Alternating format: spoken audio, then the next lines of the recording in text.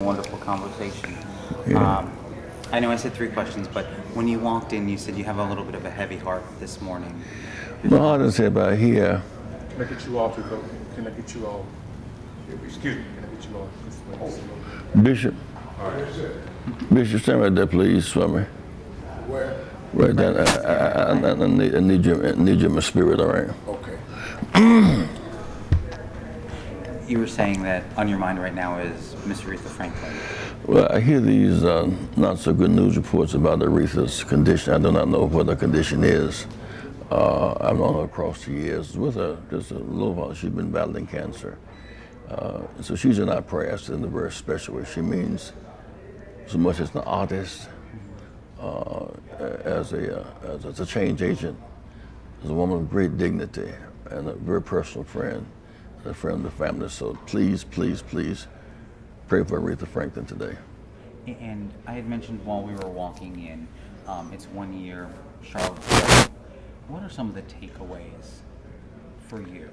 That one takeaway is that the president himself, rather than reject the neo-Nazi and the Klan, trying to intimidate African Americans and Jews, he equated the civil rights fighters with the terrorists. He's only gotten worse in the past year. It seems that we have children in cages on the border, which was a part of a plan, separate them from their families. That's beneath the dignity of America's narrative. And while he had children in cages attacking LeBron James, we have children in classrooms. Why would he go out of his way to attack LeBron James? You just wanted to educate children. That's distasteful. Out of his way to attack the football players. These players, when you bow before the flag, you honor the flag. When you equate the Confederate flag with the American flag, you dishonor the flag. And so when you bow before the cross, you honor the cross and its redemptive power. When you burn the cross, you desecrate the cross.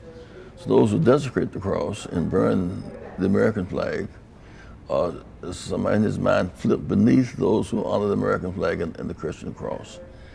And that kind of stuff has hurt us.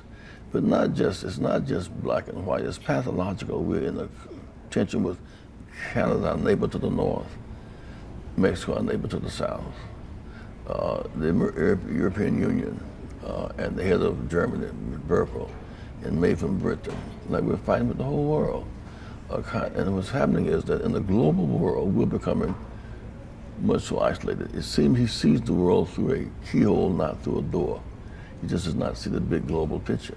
What do you think the key is to healing that? Well, the acid rain is falling from the top. Look at the advantage of living together. You couldn't have Boeing and Toyota in Mississippi if the Cotton Curtain were up. You couldn't have the Grizzlies in Memphis if the Cotton Curtain was still up. We couldn't play together. We couldn't pull together. You wouldn't have the Boeing in South Carolina and all this new southern development come because the Cotton Curtain. We can't go back. I remember last year when the young lady from Mississippi State shot the ball and Mississippi State beat Connecticut. It was a big moment. We shared together. We couldn't have those kind of moments without learning to live together. In the big football game, when Georgia played Alabama, one school of thought, Maddox with his axe handle would not have allowed Georgia to play in that game. And Wallace would not have allowed Alabama to play, but thanks be to God, Alabama played in it. So we're becoming a better nation, a better people. We cannot let false narratives and fake news drive us backwards. Again, to that 1 year, Heather Heyer, the victim who was killed during that rally, you had kind of likened her almost to Rosa Parks, in a sense. What Heather Heyer being killed was a defining moment. Right now, there's too much hatred and fear and violence and poverty. And the irony is people who have poverty fighting against affordable health care. I talked with some people who were dead set against Obamacare, but they wanted affordable health care. Obamacare is affordable health care. It's like against you want the egg but don't want the omelet. Or the omelet don't want the egg. It's crazy talk, you know. And so becomes our challenge come November. Mississippi, Arkansas, Tennessee, learning to live together as civilized brothers and sisters and not die apart as fools. As I look at the silence of the Christian church, I was happening on the board. Jesus was aboard a baby.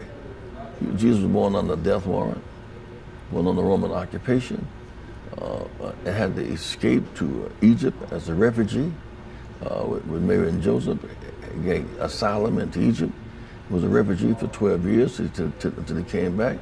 So those who are Christian have some obligation, some religious obligation, to be sensitive to border babies and what their life options.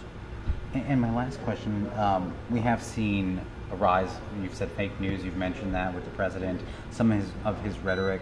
We've also seen people almost their inner emotions coming forthright, and it's coming across white nationalism, some racism. Why do you think that is in the past year that we're seeing so much more of this? The president is feeding people's fears rather than their hopes.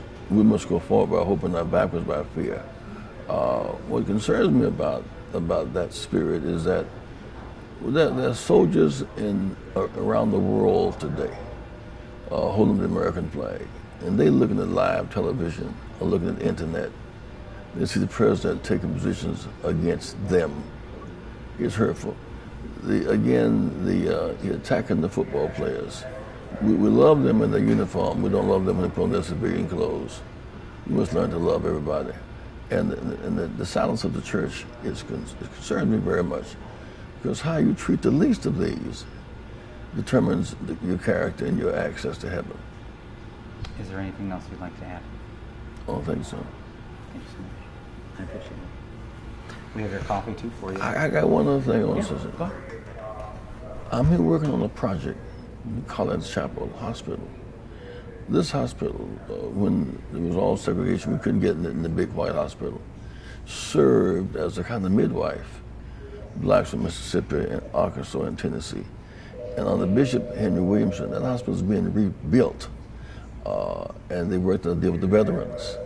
And it's about 80% complete. It's going to be a living memorial of people using their best against the odds. We're related to the St. Jude.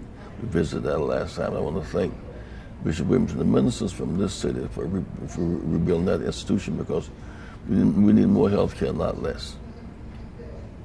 Thank you so much. I appreciate it. Let me get behind you so that you don't slide.